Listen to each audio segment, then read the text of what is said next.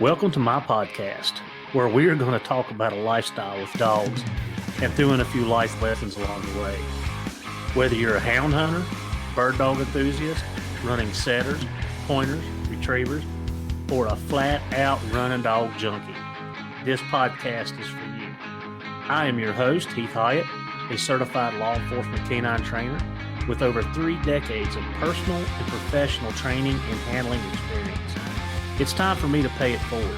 So grab your leads, lace up those boots, and come and join me on this lifelong process of teaching, training, and learning.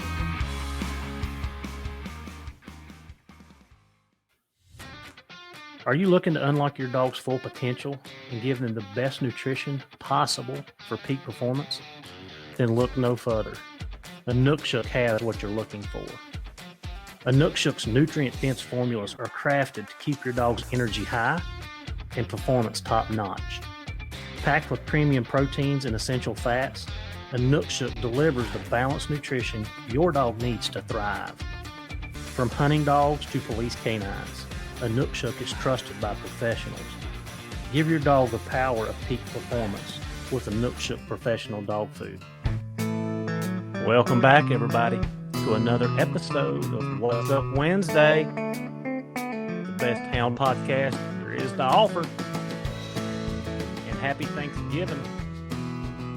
You know, while most people are thinking about turkey and pie, football, we love sports, hound hunters know this holiday means something else. We're just a couple of days away from the start of bear season. Hunting season is here. Thanksgiving just isn't a kickoff to the holidays. It's a signal that months of conditioning, tuning, working on our hounds are about to be put to the test. So as the plates get cleared and the leftovers get tucked away, the real anticipation begins. So today we're thankful for tradition, grateful for the opportunity to do what we love to do, blessed for good friends and family to make such great memories with. So let's get those trucks gassed up, those coolers packed with drinks and snacks, dogs loaded, and let's hit the woods running. On a crisp December morning in 1999. Isn't it funny how you have like vivid memories of certain things that happen during your life, you know, whether it be with your kids, your family, work, hunting, which is what we're talking about. This was one of those vivid memories. Frosty was just 3 years old. And you guys that don't remember this, back then, you got up early, you drove to where you were going to go. There was no rigging. You drove into an old logging road or to a mountaintop or to a trailhead. You hit the AT and you got out before daylight. And just before daylight, you took off and you started walking. Well, this morning, I did that exact thing. I went into an area that I hunted quite a bit back then. And I don't remember what other dogs I had with me. I know I had Frosty, and I had a female that was out of Sackett's son, and I called her Squall because she was so loud. Probably the loudest dog I've ever owned in my life. And I'm not sure what the others I had at that time. But I took off walking this logging road. You know, it's barred off, so you can't drive in. It's never opened. And started walking this trail before daylight. And the road goes in there, or the old logging road goes about 4 miles back. And then it just kind of, you know, peters out into a path. And then the path kind of wears out just into the woods. Like, that's it. I mean, you're back 4 miles deep And it ain't, there's nothing there but you, the trees, and all of God's creations. So during this hike, this walk, this adventure, Frosty had got away from me. And to this day, I still kind of have the same philosophy on my hunting. I like my dogs to be around me or close by when they strike. And I guess Frosty was the first dog that he actually did it on his own. I didn't teach him that. Remember, this is one of the dogs that I learned so much from. But he had gotten away from me. And again, for you guys that have been so blessed since 2010, 12, whenever the Garmin GPS has come out. This was back when we had the old beep beep collars.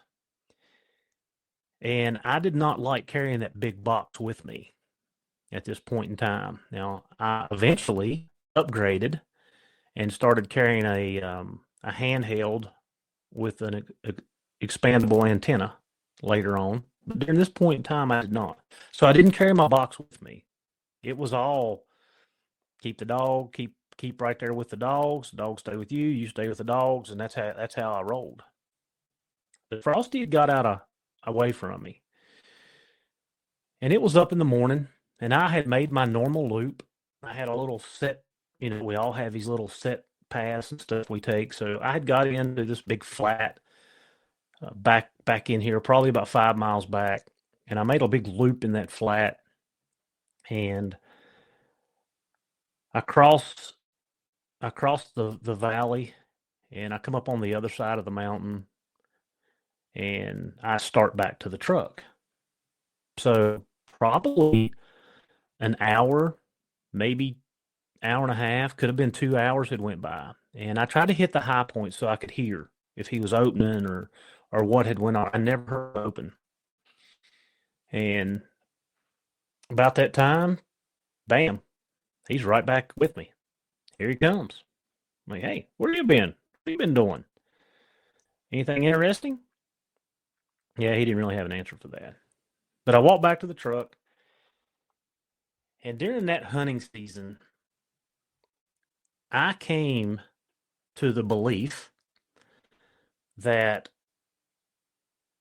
I had the most phenomenal dog on the planet, because no matter where I went, no matter how much time or distance got in between us, we always ended up back together. He ended up back with me. And there was a point in time that season that actually was hunting the same area and I had went a different route in a different location, but in the same general area, that he had left and I couldn't keep up with him. So I had back to the truck to get the tracker. Now this is an hour and a half hike back to the truck. It's not just boom, here we go. And he had crossed the valley and so on and so forth. I couldn't get to him. It got dark on me. I couldn't get to him. And anyway, some of you old timers will understand this and probably bring a smile to your face. But I had laid one of my jackets down at that bar that night, and I come back the next morning and he was there. So, all the warm and fuzzy feelings, it just seemed like the dog always found me. He was always, no matter where I went, he was always finding me. So let's fast forward to 25 years and a month ahead. All right. Last couple of weeks, I've been to North Carolina a couple times. I went to the western part of the state. I'd never hunted before. And I went down and hunted with my good friend Ryan Gentry. And I'll tell you, I really love that country. There's a lot of dog boxes, seen a lot of hunters. But man, like some beautiful country, super nice walks that I had. And then a week later, which was last week, I went down to the coast and I hunted with BB and Doug and TJ. And during those two hunts, I realized or noticed that no matter what happened during that hunt, now excluding, I'm not talking about treeing or baying animal game, okay? So I'm not taking that away. But no matter what happened, it didn't matter if there was several people walking and we split off in different directions. I noticed one time when I was in the western side of the state that we had multiple dogs and we were walking this trail out, and we just decided to split up, and the dogs weren't with us. Now I had my dogs that I keep with me, but I didn't have my dogs that I was free casting. I had three loose, and I had made probably a half a mile track around the side of the mountain in a different direction, and boom, out of nowhere, here they come. Um, my bunch of tail wagging troublemakers just reappear. And that happened twice during that hunt. And then we kind of fast forward to the following week, and one of them really stood out at me. So we knew that a bear was in a block early night. So BB and I got out, and I think BB took a couple dogs, and I took two dogs, and we started walking that block. And we decided that we needed to change directions, that maybe the bear had went into a different direction. So BB was out in front of me. He hollered a few times. The dogs all went with BB. So I was like, you know what? I'm just going to circle back and go back to the truck and watch it on the Alpha. So I went back, and about the time I pulled a water and a pack of out of the truck, both those knuckleheads that I had were standing at my feet. And I'm like, huh, okay. And of course, to put a little caveat on that, it basically caused them to miss out on a race and a tree. BB had pushed on into that block, and the dogs got one up and got it treed before I was able to get around. And that my dogs were with me. So why I tell you these stories, and why I tell you about that vivid memory with Frosty and me thinking to myself at that point in time, 26 years ago, that, man, I'm the luckiest guy in the world. I got a dog that's always knows where he's going. And again, back then when we were using the beep beeps, the telemetry saved a lot of trouble, saved a lot of time when the dog always found you. But it's because sometimes it makes me think. And I tell you, when I take these trips, I'm driving 4, 5, 6 hours, and after the hunt, I start kind of playing it back, playing it over in my head. What went right? What went wrong? What do I need to improve on? But on the way back from the coast, it dawned on me, and I teach this in my canine class, and that's why I'm bringing it up, because this is just one of a couple forthcoming episodes. We forget about the capabilities of the dog.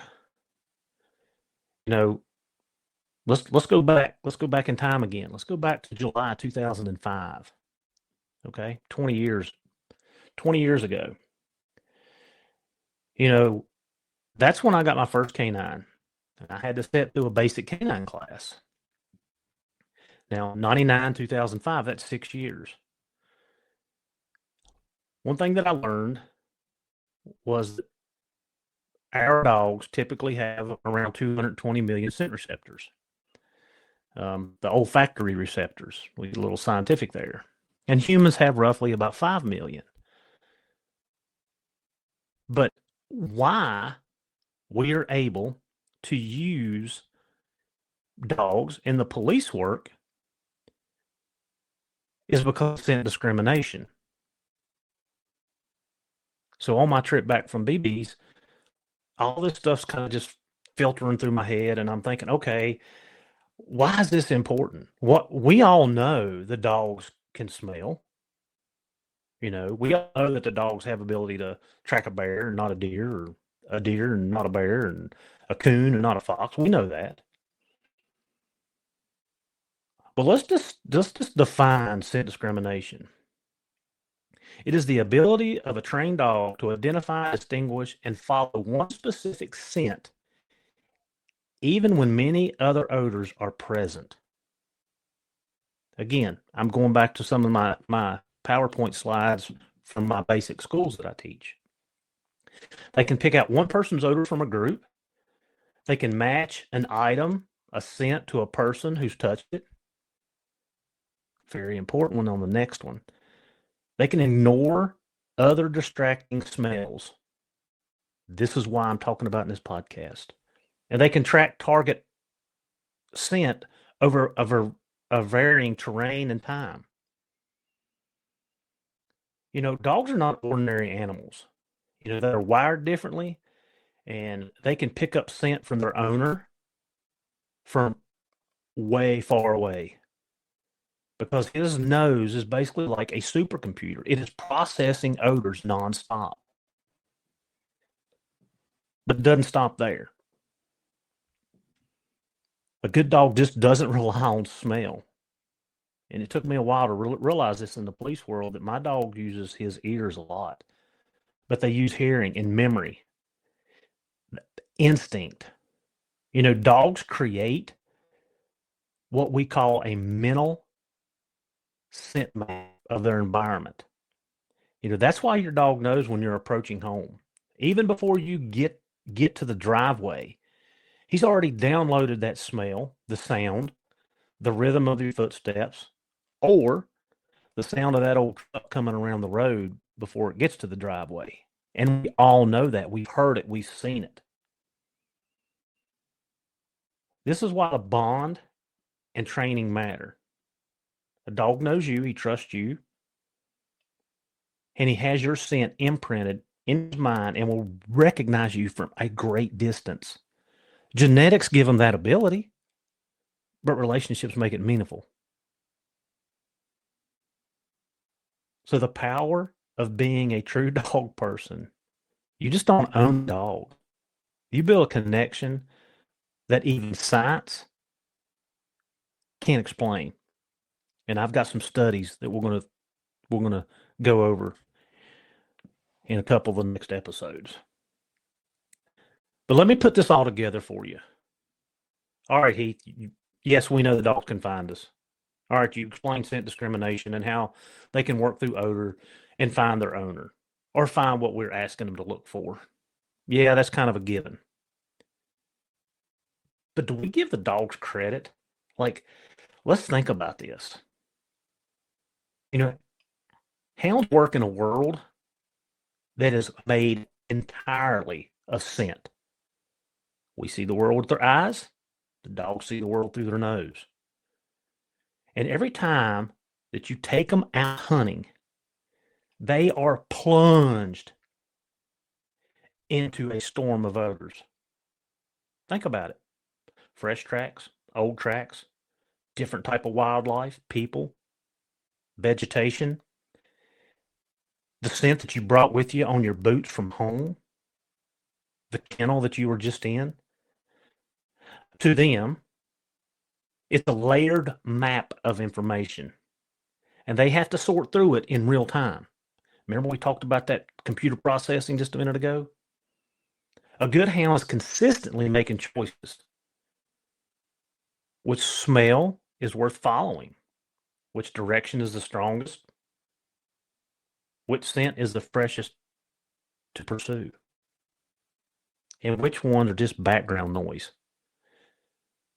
Because I'm telling you, every time we go into a contaminated environment, the woods, i.e. the woods, the dog's got to sort through all that stuff. So we may see an open field or just a patch of woods. Guys, they see a shifting tapestry of trails, clues, and they are filtering all of that on the fly. Their instincts, their training that you guys provide, guide them to lock in to the one track that matters, ignoring the thousands of distractions that would overwhelm anything but the hound's nose. It's a remarkable mix of instinct, decision making. It is a sheer sensory overload. And they do that work with every breath they take. So why I tell you that is when that dog drops his head or he throws that nose up in the air and he's filtering the thousands of odors that are coming his way while we stand there blissfully looking on, okay, all right, let's go. How many times have you tried to speed your dog up? They're hanging around too long. They're spending too much time sniffing a bush or around a rock outcrop. And we get impatient.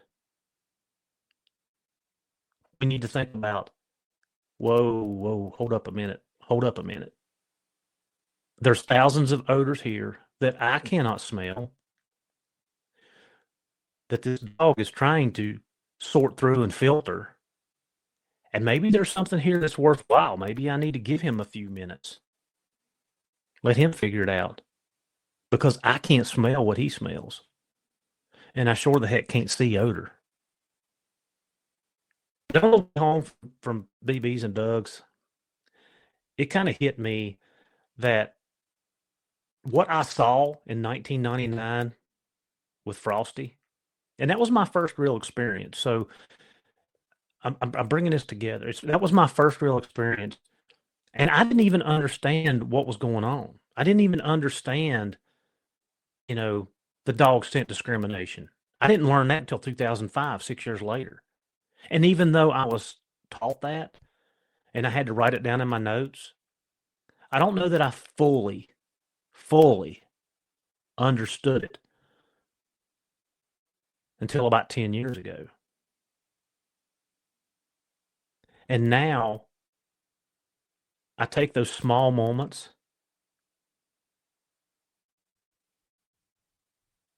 and I cherish them because I know how hard that dog is working for me. It's not just the dog finding his way back to me. That's programmed into him. We're buddies. We're a bond, right? We're family. But the dogs are doing extraordinary things day in and day out. And just because we're maybe not catching game, I missed out because my dog's come and found me instead of staying with BB. Does it hurt your pride? Yeah, sometimes. Hurt your ego? Probably more than your pride. But at the same time, it's a bond that I've created. And I'm proud of that bond. I'm proud of the training that I have done with my dogs. So let the dogs work. Give them time. And understand that they're processing and they're filtering things that we never know exist. They're painting a picture. They're telling a story. And we need to enjoy that. And with that, as we head into the holiday season, enjoy your time with friends and family this Thanksgiving. And be sure to tune in to the next couple of episodes because we are going to go a little deeper into the scientific part of odor and scent. Hopefully you can listen on your way to the woods for a great hunt or on the way home from a very successful day. Boots laced up and collars charged, dogs happy, and we'll see you at the tree. Tailgate drops before the light, coolers packed and the rig sitting right, tracking collars charged, beeping green. boots in the bed and the rifle's clean. Dog box rattling, engines hum. We're chasing bear till the day is done. Old ring barking like he knows what's near. Nose to the wind, tail full of cheer. From the Virginia mountains to the Carolina clay, we're burning fuel and miles each day. Every turn's another tale. Through mountain mist and paper trails, we see the sunset red in Tennessee. Rise through the fog in old WV. North Carolina's pines echo loud with the cry of a hard-run hound. New York forest, Maine's deep snow, Vermont valleys where the black bears go. Truck keeps rolling, wheels don't care. We're chasing daylight, chasing bear. Rest stops few, the roads are long, but the fire in our hearts still burns strong. Wisconsin mornings cutting crisp and clear, Canada's wildwoods drawing near. Still got states we ain't run, but that hound dog fever won't let us quit. We see the sunset red in Tennessee. Rise through the fog in old WV. North Carolina's pines echo loud with the cry of a hard-run hound. New York frost, Maine's deep snow, Vermont valleys where the black bears go. Truck keeps rolling, wheels don't care. We're chasing daylight, chasing bear. Gas station coffee, Alpha XL on the dash. Another back road, another bear track. Friends made fast and stories told slow. Under stars where only hunters go, we see the sunrise gold in Canadian air. And it sets on a trail down in Appalachia. Packing steel and leather, grit and care. We're built for the road and chasing bear. So load the dogs and slam the gate. There's a trail ahead, we won't be late. From dawn to dusk, we're always there. Chasing daylight, chasing them bears.